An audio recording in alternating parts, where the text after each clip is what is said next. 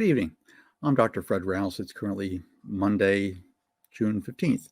It's just a few minutes before 7 o'clock, and I'm here today to do today's daily recap of events, the things that affect the way you get, protect, and enjoy your money, your life, and your retirement. Now, the thought for today is one person's a pre-retirement story, and I'll get into that in just a few minutes. But we start every day, just since basically early March, mid-March when I started doing these, is a touch base on the number of COVID cases that we have right now, just to see where we're at, because that's the big thing that's affecting everyone at this point in time. Right now, as of today, okay, we have over 2 million cases, 2,107,000 cases actually. That's another almost 64,000 new cases since Friday when we spoke last. 64,000 new cases since Friday around 7 o'clock. So that's a pretty big number. Now, the number of deaths has also increased. The number of deaths right now is at 116,000. 116,000 people have died from COVID. Okay. That's another 1,500, almost 1,600 over the weekend. So those numbers keep going up. Now, New York, they currently have 381,000 cases. It's another 672 cases since Friday. So their numbers have went up a little bit more than they'd like, actually. The deaths in the state, though, are still at 30,649. Another 774 people died over the weekend. So they're not doing all that badly, especially from where they were originally. And New Jersey still has the second highest number of cases at 167,000 cases right now. And they picked up another 939 cases since Friday. Their deaths are currently 12,700 people have died in the state of New Jersey from COVID. That's another 46 since Friday. Or actually, I'm sorry, another 219 people have died since Friday in New Jersey. This number of states have shifted around a little bit as the number of top cases. California came in at Friday with the number 3 spot. Illinois has dropped to number 4. Massachusetts remains at number 5. Pennsylvania is at 6. Texas is at 7. Florida is now at 8. Okay, Michigan's at 9. And Maryland is rounds out the top 10 number of cases that were diagnosed so far from COVID. Now, the deaths obviously have dropped down in New Jersey and New York. And they've slowed most everywhere on the 2 major coasts that would hit the hardest. However, people are still dying. And the rate of infections and the deaths are growing in other parts of the country, specifically in the South and in the West. This is happening even as all 50 states have reopened and they went from phase 1 to phase 2. Some are actually in phase 3 at this point in time of their reopening. Some states never closed at all. But, the numbers keep going up. Oklahoma's got some very unhappy numbers at this point in time. And President Trump is planning on holding his rally there this coming Sunday, I believe. Okay. That's not going to go well. About 2 weeks after there. Again, he's got everybody signing disclosures and disclaimers saying that they won't sue the venue or the campaign, basically. But he's still packing people in. So we'll see what happens. Right now, there's still no treatment. The chances for a vaccine for widespread use this year are basically non-existent. They're talking about producing vaccines, but they haven't been tested just yet. So we don't know exactly what's going to happen with that one just yet. Now, along that line, today, the Food and Drug Administration has revoked the Emergency Use Authorization, EUA, Emergency Use Authorization, for the drugs hydroxychloroquine and chloroquine for the treatment of COVID-19. Now, hydroxychloroquine was frequently touted by the president as, the be-all and end-all, okay? And he says he's used it himself. After reviewing the current research available on the drugs, the FDA determined that the drugs do not meet the statutory criteria for emergency use authorization, as they are likely to be, ineffective, basically. Now, COVID-19, there's been tons of studies. Lots of agencies have done studies on this, and it's noted in their site. Okay, the FDA has it on their own website right now. The FDA has concluded that based on this new information and other information discussed in the attached memorandum, it is no longer reasonable to believe that oral formulations of hydroxychloroquine and chloroquine may be effective in treating COVID-19, nor is it reasonable to believe that the known potential benefits of these products outweigh their known potential risks. Hydroxychloroquine and chloroquine have both been tied to serious cardiac events as well as other events, and side effects among COVID-19 patients.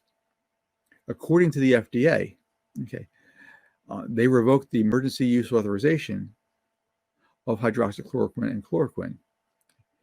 The oral formulations of both these drugs are no longer authorized by the FDA to treat COVID-19.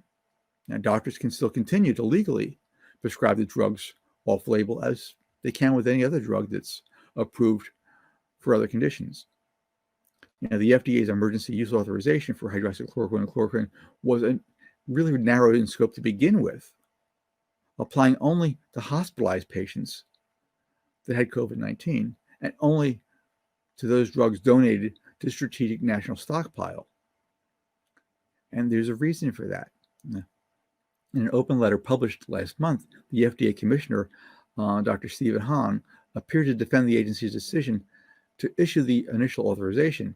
He said this decision was based on the evaluation of the UAA criteria and scientific evidence available at the time.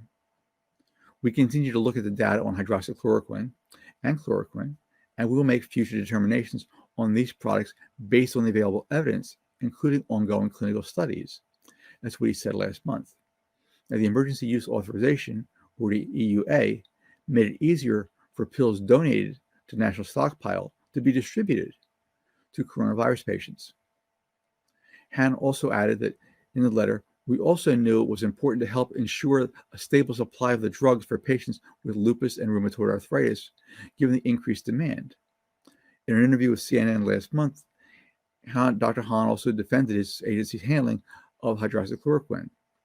He acknowledged the potential political climate surrounding the drug, but said, "I stand by our decisions because I think they are rooted in science and data, and we will continue to reevaluate."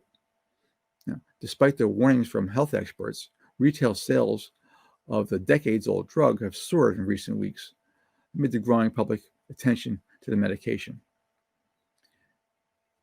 Again, this is a developing situation. The U.S. knew about it back in September of last year. They had that contagion simulation. They knew about it then. Trump's own administration knew about it. It was his administration that did the studies. A number of agencies were involved with that. They got more information from the intel community in November and December. That was pretty much ignored. In January, cases started appearing here in the U.S. That was pretty much ignored and blown off. February was also pretty much blown off. In March, when people got sick big time, that's when the administration started to slowly pay attention to things. So this is an ongoing situation. There's still tons of things about the masks and no masks, and again, a changing situation. As more information becomes available, new recommendations are made. A lot of people pointing to an early recommendation, well, masks are not necessary, masks aren't going to help. Well, as new information came on board, yes, masks are very, very helpful. Masks do slow the spread of the disease. You have to assume that you're infected, and the mask is there to prevent you from infecting someone else. For that purpose, the masks work well. Now, and that really brings us to the thought for today, because all these things have been affecting people on a very granular level.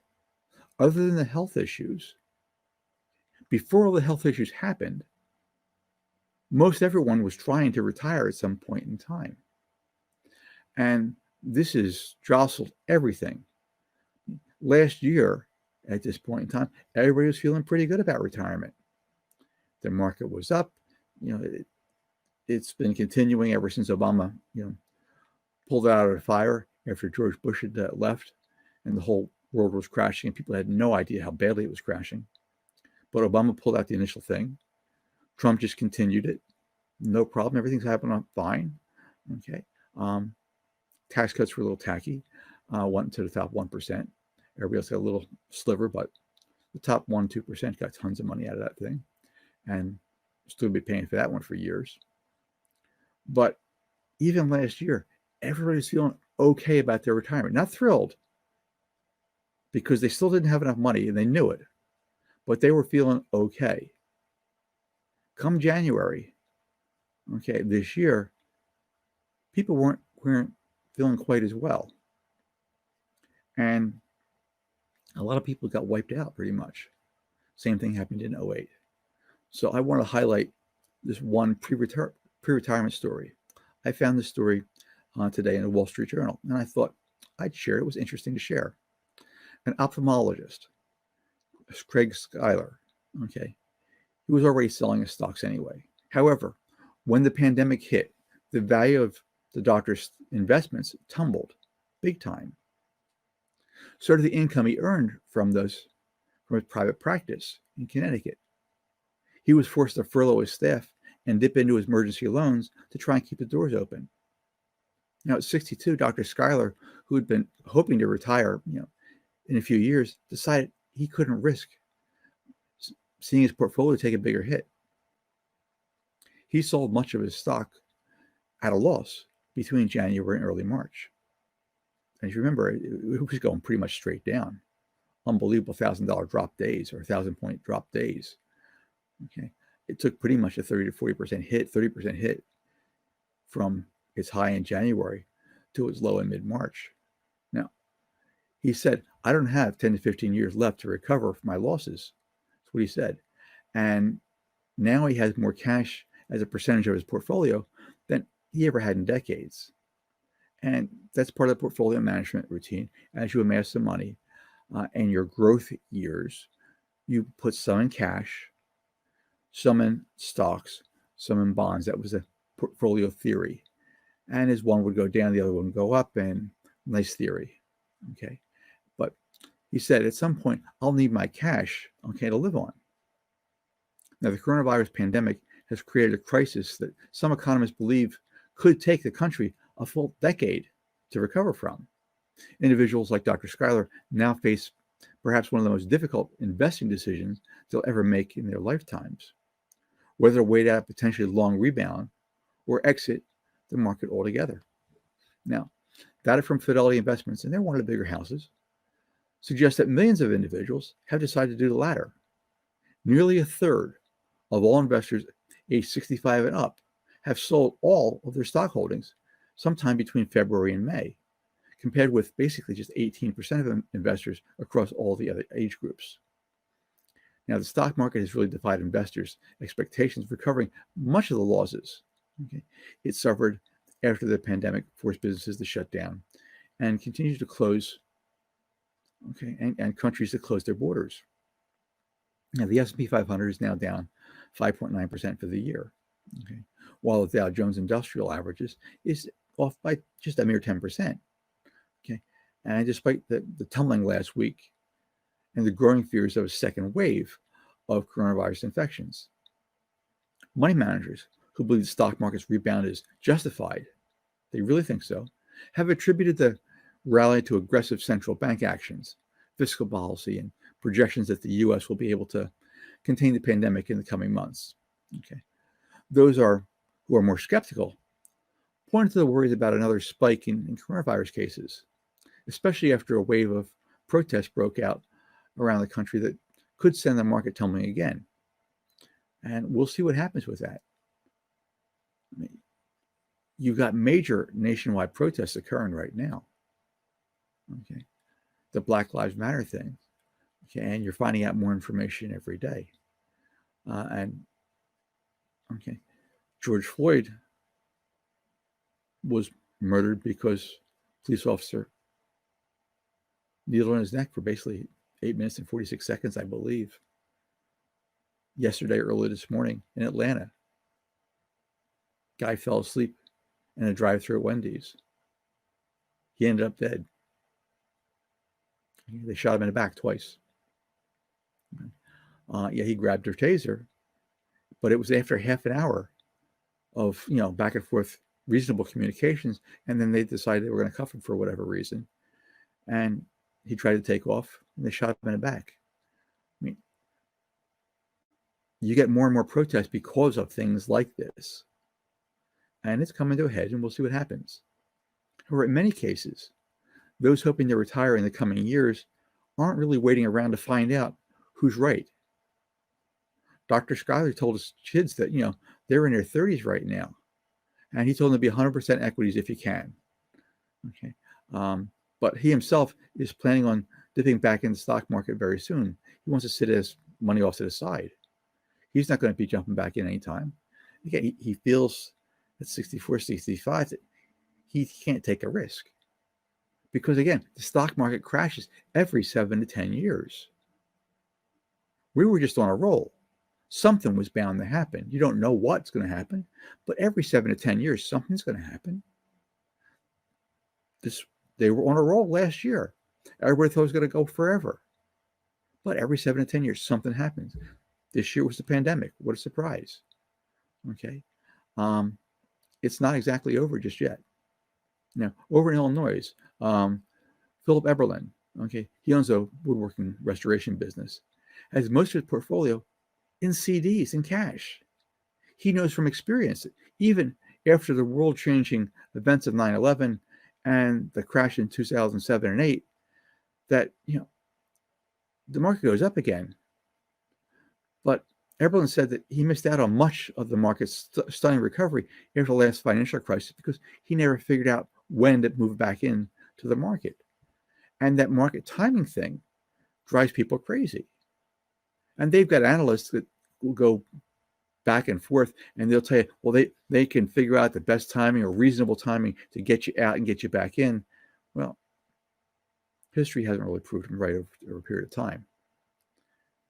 However, he's 66 right now, and he hasn't worked since late March because the pandemic has pretty much, put a dent in the demand for his contract work in Chicago residential buildings. He hopes, he'll be working for another 2 or 3 years before retiring, but he'd rather not be doing that. I'd rather just, invest at this point and see what happens. But he can't take another 40 to 50% pledge of the market. He knows that. Okay. So he sits off to the side in cash. Now, for the most part, financial planners and advisors have been recommending that individuals who are approaching retirement gradually reduce their exposure to riskier assets, like stocks, while increasing exposure to more conservative investments like government bonds. What they don't typically recommend is pulling out of the stock market altogether. When you sell, you have 2 times to be right. Okay. You have to be right when the market keeps going down. Then you have to be right again when the market's going to go up. Now, Sarah Catherine Gutierrez, she's a certified financial planner, and she's based in Arkansas, said the problem is very few people can be that right. Now, Ms. Gutierrez acknowledged that the impulse to sell can be overwhelming, especially for those who don't have as big cash reserves to fall back on during economic downturns. One of Mrs. Gutierrez's clients had planned to sell his business to help supplement his retirement nest egg. When the pandemic hit, the potential buyers pulled out. The client had to put aside his retirement plan. Okay. We feel so much compassion for this age group, she said. Okay. For many, it feels like their dreams are being postponed at the best. Both Dr. Schuyler and Mr. Eberlin said that they consider themselves more fortunate than most. Dr. Schuyler has been able to pick up some telemedicine shifts that allow him to talk to patients over the phone. Mr. Eberlin has been able to hold up, partly because of his savings and because his wife's job is as a school teacher, so he's got a little bit of money coming in. But when you think about how many people in the country have very little in savings, he says he feels blessed. But Mr. Eberlin still feels the sting of regret, especially having sat out nearly an 11-year bull market that began in 2009 and missed out on much of the stocks market resurgence in the past few months. With the future of his job up in the air, he really isn't looking to make any drastic changes in the portfolio anytime soon. He said, "I wish I had a crystal ball." But that's what, the Wall Street Journal had to say. It was an interesting article, and I want to make sure that I shared that with you. It lets you see what happens with two different people, primarily just one, the ophthalmologist, as to what was going on in his mind, why he did what he did. Now, sadly, it's very sad. It's the typical 30-year plan that most financial planners have been pushing the public for years. If it really worked at all, more people would be confident in their ability to retire with at least a reasonable, lifestyle. Now, today is National Smile Power Day. I don't know if you knew that or not, but it is. I did a little posting on that this morning. Challenge yourself to smile a little more often today. Now, you can use a smile to really disarm a tense situation, or simply smile during your daily tasks. It's a delightful thing to do. Now, are you having trouble smiling though? Some people are. Try this for a quickie though. Think about a few happy moments that automatically generate a smile for you. Those moments when you're belly laughing so much that your stomach hurt, or at a time when you were so pleased with yourself that your face hurt from smiling that much. Now, these moments are handy, and you bring them back and you think about these things when you need a smile on your face. And you should do it much more often. However, for a longer lasting smile, we really need to look at the basics of what causes a smile. The basis of a smile is unquestioned confidence. Think about that for a second. When you have total confidence in what you're doing, you're a happy camper. You're smiling from ear to ear. Nothing's going to bother you. Now, when you have that confidence, it's really difficult for anyone to take it away. However, you can't just chant affirmations in the mirror and be confident. You can't rub some crystals or sleep under a pyramid for confidence. It doesn't work that way. You can't beat your chest and chant quotes and change your state or work on hot coals and become more confident. That's really just mental masturbation. And it doesn't work. It leaves you feeling okay.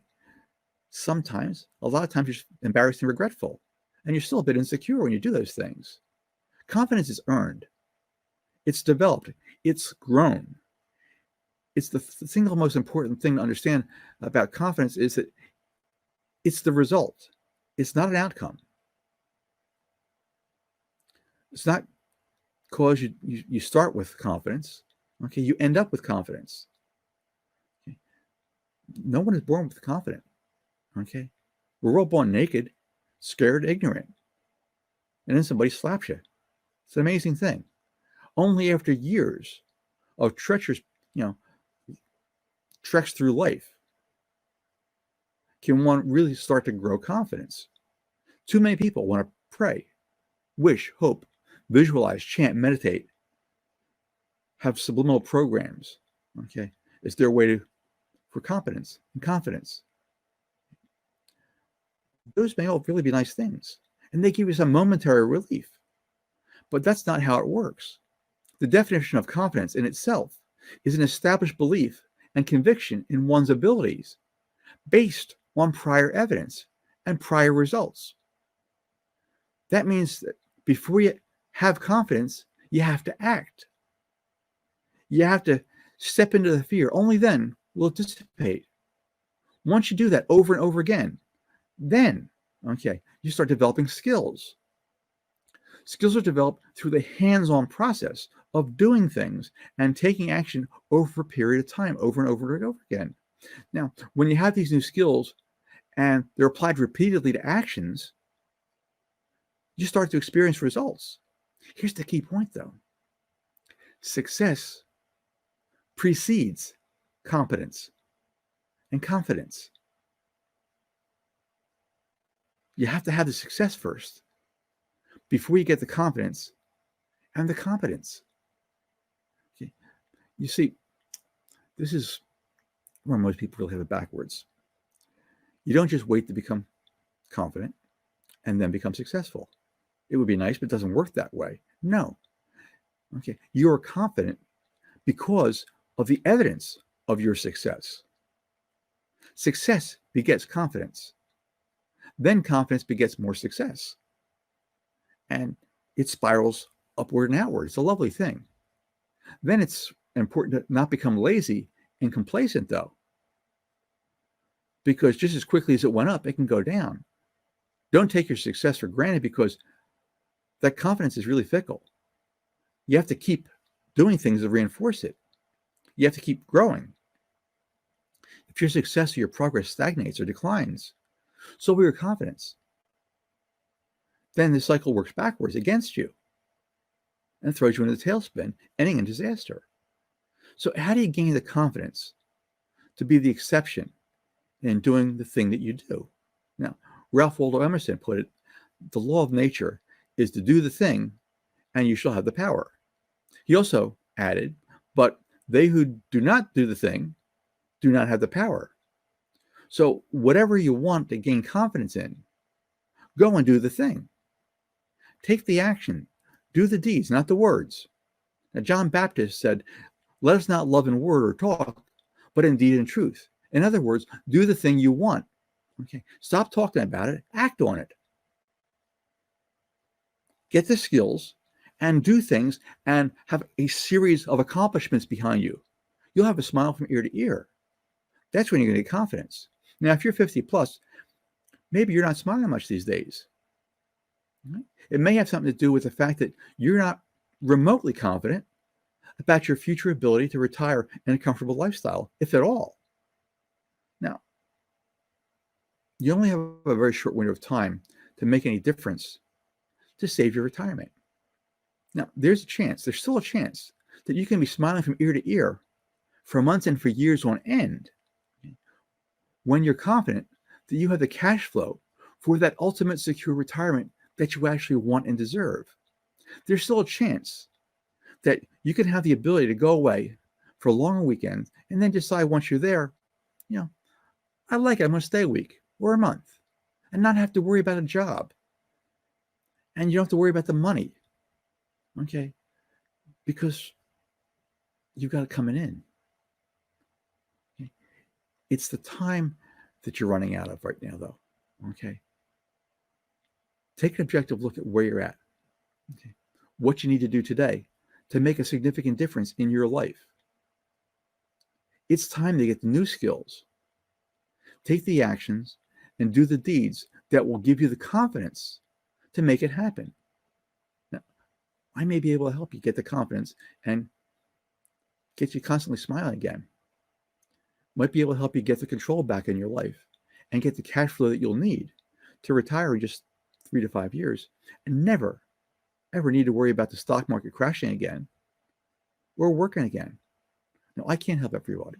I really can't. I'd like to, but I can't. Okay. But I may be able to help you. Go to my site, drrousenow.com. There's a 12-minute video there. Take a peek. It explains the program that I put together. If you're interested, schedule a call. We can talk and see if I can actually help you or not. You can't buy anything on the call. It doesn't cost you anything. And the only reason for the call is to see, 1, do you really have a need or not?